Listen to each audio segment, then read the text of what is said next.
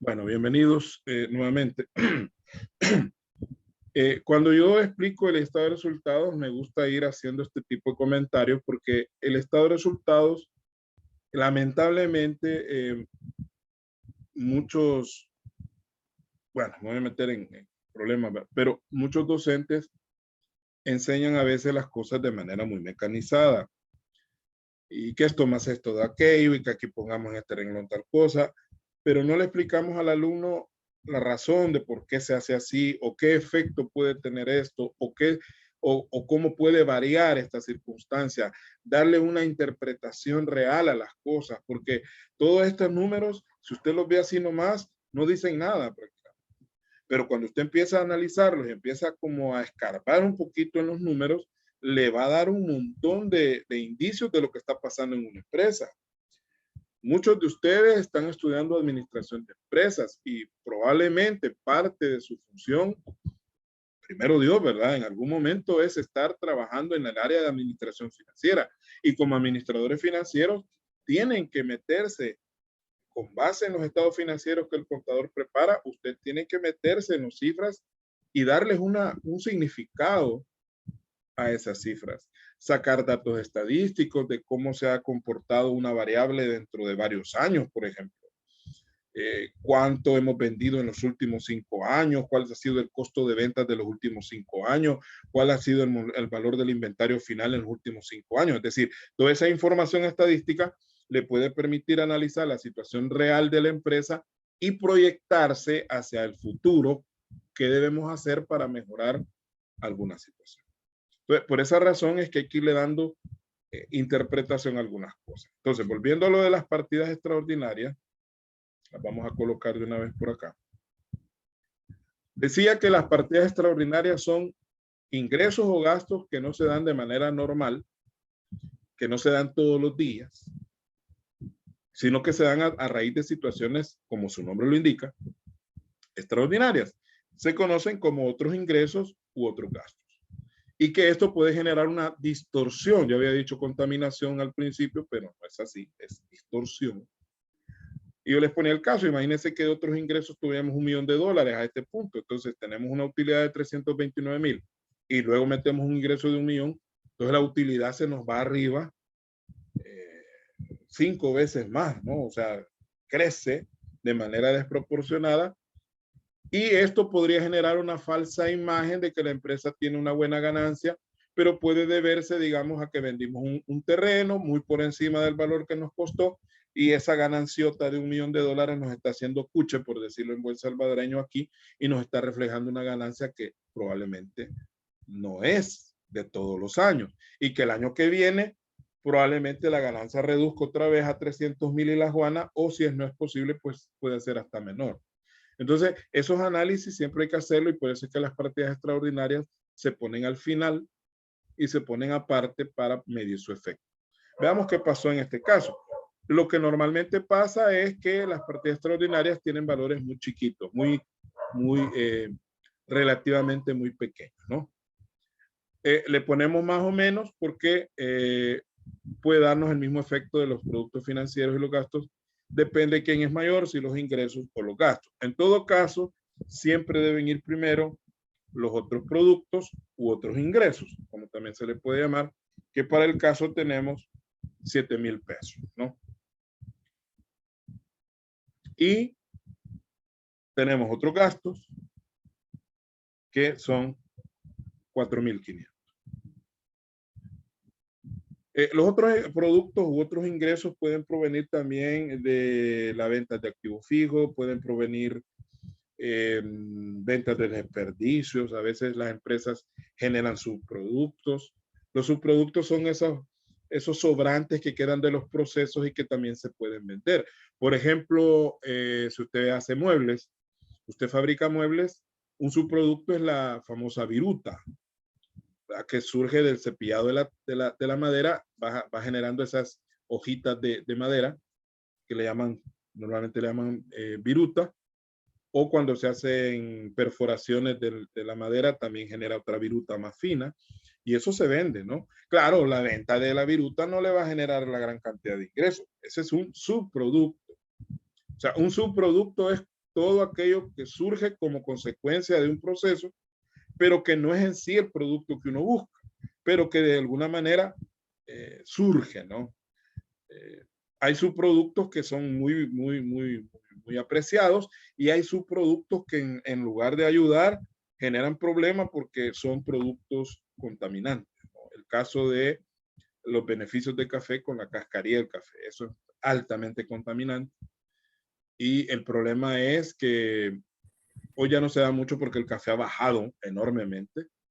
Después de ser el producto estrella, el grano de oro, como le llamaban allá en inicios del siglo XX, ahora el café pues prácticamente un producto cualquierón, segundón, aunque sigue siendo importante para el país, pero ya no tiene la misma importancia de antes.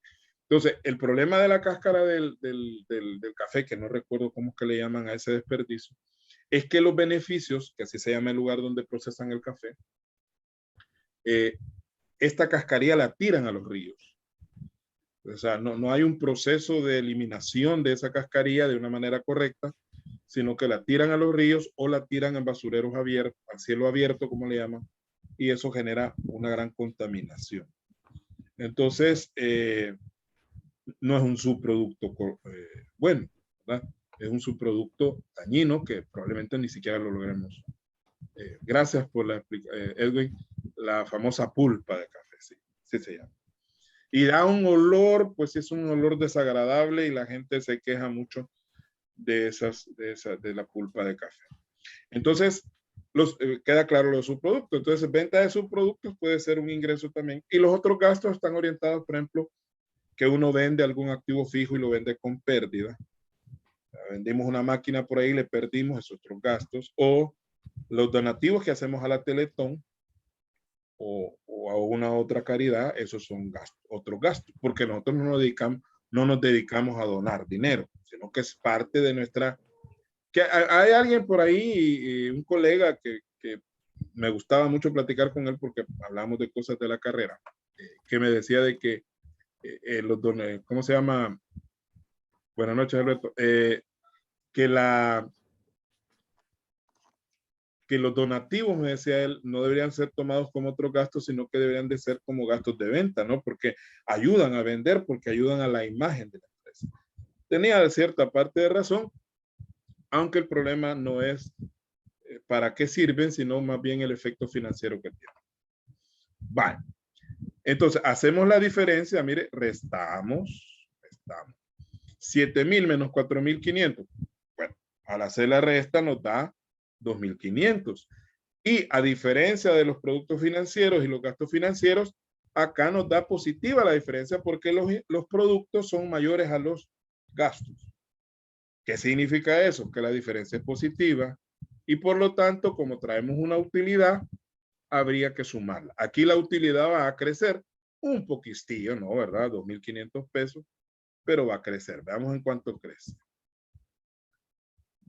Eso nos va a dar la utilidad antes de reserva e impuesto, así se llama, y nos da 332,043.62. O sea, sube un cachito a raíz de buenas noches a los que están reportando.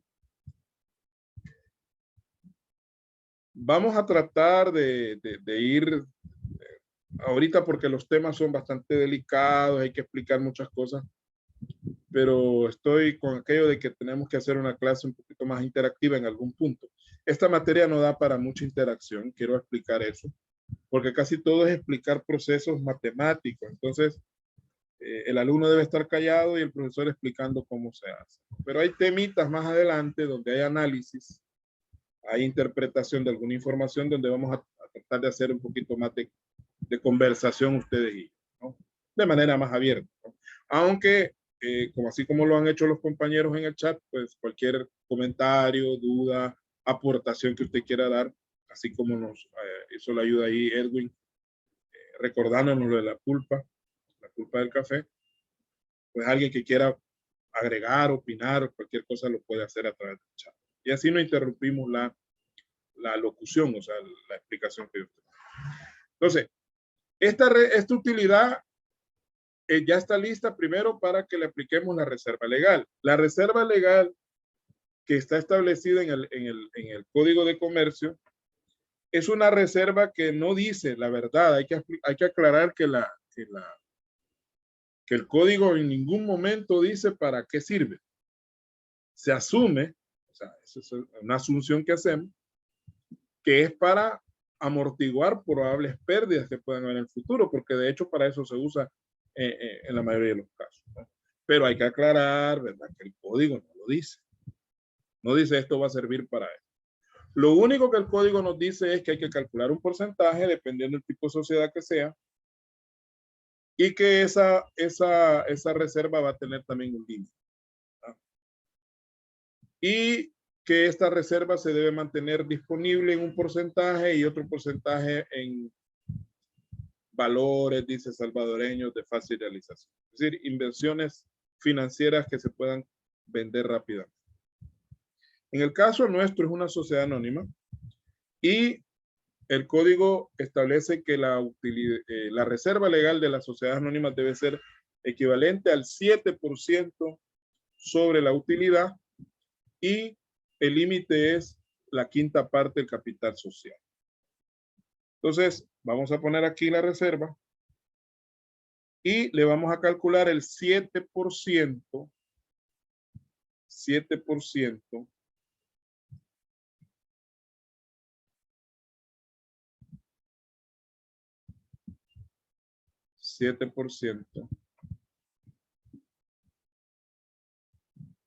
Aquí me quedó bien chiquito este 7. Bueno, no hay problema.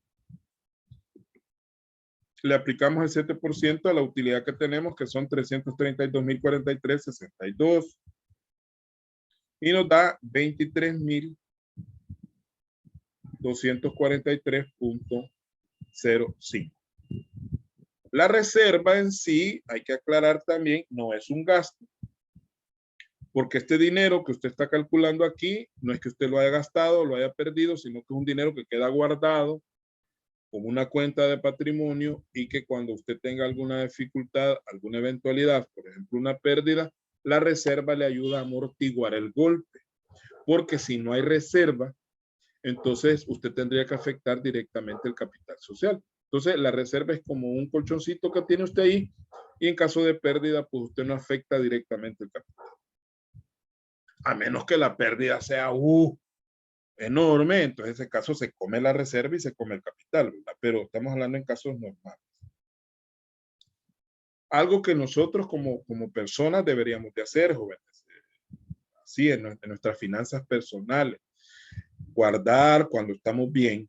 Si usted le aumentan salario, le dan un nuevo cargo, digamos que usted gana una cantidad determinada de dinero y lo suben a jefe y le suben, no sé, alguna cantidad de dinero, trate, es un consejo, ¿no? Yo nunca lo he hecho, hay que aclararlo, nunca lo he hecho. Yo entre más he ganado, más he gastado. Yo he sido botarata. En mi vida he tenido buenos ingresos, pero así mismo los he derrochado. O sea, y no me arrepiento tampoco, ¿no? Pude haber hecho muchas cosas, pero ni modo. Pero el consejo es que usted, si le suben el salario, pues usted trate de vivir con el mismo salario. Si siempre va a ser el 7%, porque todos los ejercicios que les he puesto es de sociedad anónima. Esto para responder ahí a José Alberto. Siempre va a ser el 7%. Entonces decía que usted trate de vivir como si tuviera el salario anterior. Y esa diferencia de salario que usted tiene ahorita con respecto al anterior, haga un ahorro. No siempre, no. Hágalo durante un año.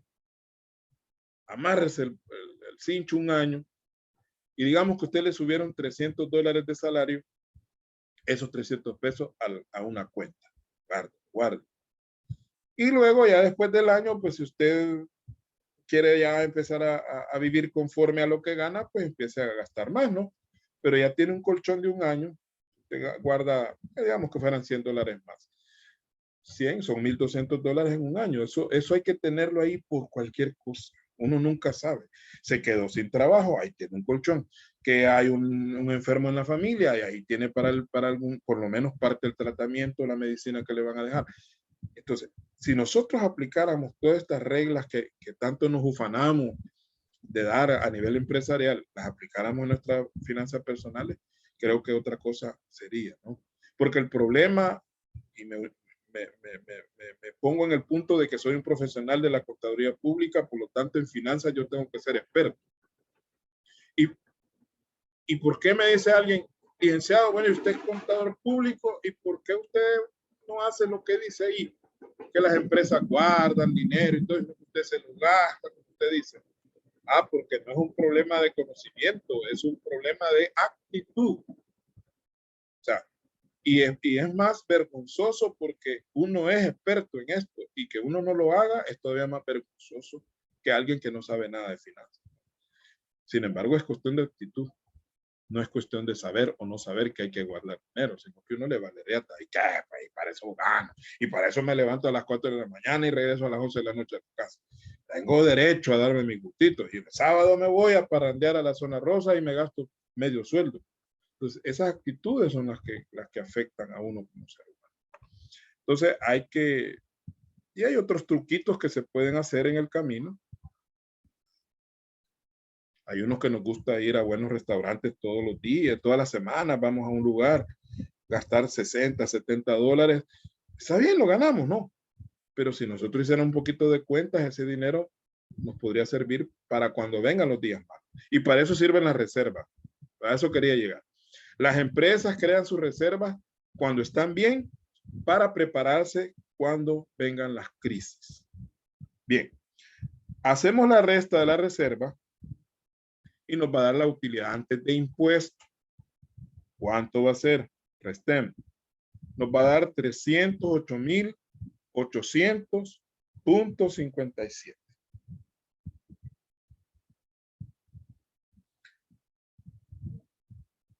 Algunos le llaman utilidad antes de impuestos. Yo diría claro de que no son antes de impuestos porque solo es un impuesto el que vamos a aplicarle, que es el llamado impuesto sobre la renta.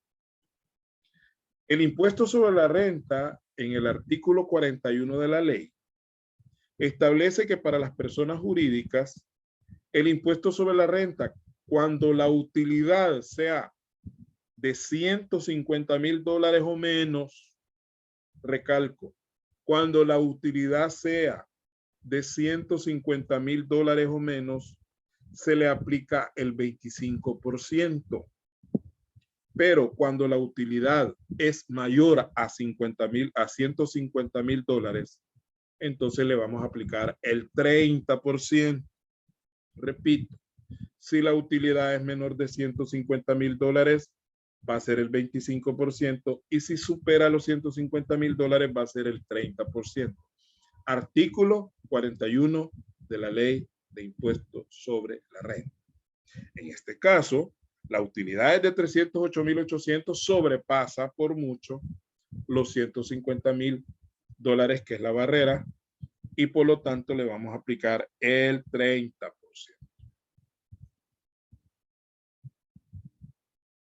30%, ¿verdad? De 308,857 es aproximadamente 92,640.17.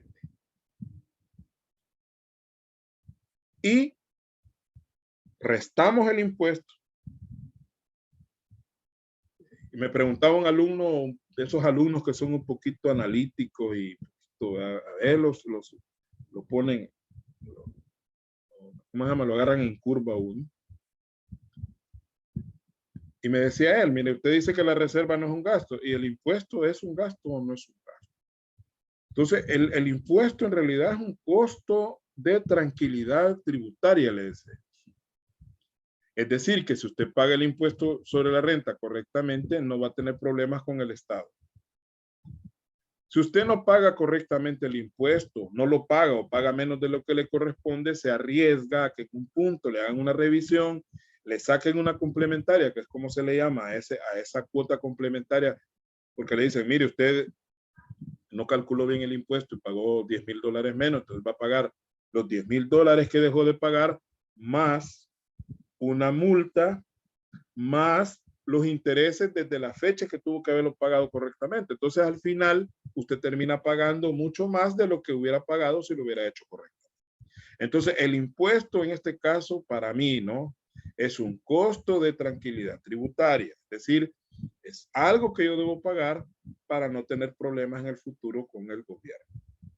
Entonces, restamos y nos va a dar la utilidad del ejercicio, que ya es la utilidad que se van a distribuir entre los accionistas, y para el caso serían 216.160.40. Con eso termina el ejercicio. Y creo que el ejemplo 2 da pérdida. Entonces ahí vamos a ver qué hacer cuando hay pérdida, porque cuando hay pérdida no se calcula ni la reserva ni el impuesto. ¿Por qué no calculamos reserva? Porque no tiene sentido calcular reservas sobre pérdidas. Las pérdidas es algo que yo no tengo. Por lo tanto, no puedo crear una reserva a partir de lo que no tengo, ¿verdad? La ganancia es algo que tengo. Por lo tanto, si puedo crear reserva, va con base en ganancia. Y no puedo pagar impuestos sobre una pérdida, porque como el nombre lo dice, impuesto sobre la renta es un impuesto sobre la ganancia. Entonces, cuando hay pérdida, no se aplica ni reserva, ni se aplica impuesto. Bien, vamos a llegar hasta ahí, jóvenes. Y no se vayan a olvidar de conectarse el jueves para que veamos el ejemplo 2. Lo vamos a tratar de hacerlo un poquito más rápido porque ya vimos el ejemplo 1. Y no se me duerman con los ejercicios para que no tengamos el problema de estar ahí apresuradamente haciéndolo. El jueves les voy a más o menos dar fecha de cuándo voy a recibir esa segunda tanda de ejercicios. Mire, todo el ciclo vamos a pasar socorrido, porque esta materia sí es muy pesada. Claro, el enfoque que yo le trato de dar, porque también se puede dar un enfoque más livianito y un par de cositas, no, ¿verdad? Esta materia es densa y hay que aprenderla. Y como les digo, es una de mis materias favoritas. Eso es otra ventaja, porque si al maestro le gusta lo que está enseñando, lo enseña bien.